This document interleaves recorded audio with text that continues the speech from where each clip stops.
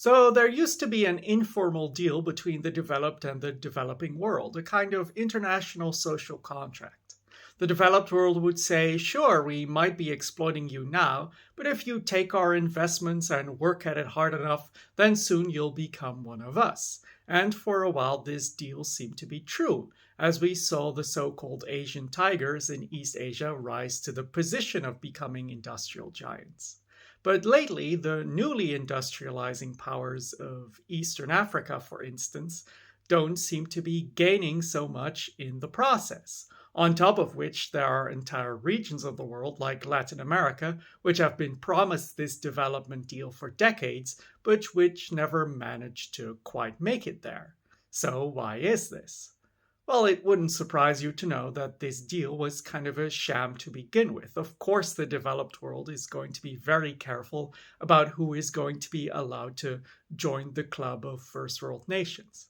But there is also something deeper, political, economic, and structural going on. You see, capitalism itself has a tendency towards overcapacity.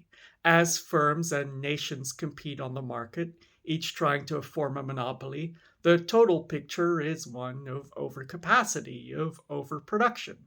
And this risk becomes even greater as automation makes it easier and easier to produce more and more. What this means is that any new industrializing power will first have a way smaller industrial workforce than the early industrializing powers because it's working with more advanced technical means. But at the same time, its gains will also be smaller because there is already so much capacity in the system, capacity that doesn't just go away, that trying to compete with it has much lower margins than it used to be. It's always best to be the first industrializing power and always worse to be the last.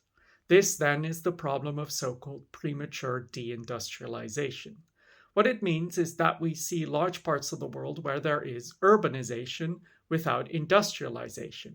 And if you want to know more about the risks that this brings with it, including an increasingly large informal working class, which has to make a living at the periphery of society or might not even be employed at all, then I would encourage you to read a book like the one behind me or to read an article I'll be sharing in the comments section about exactly this topic.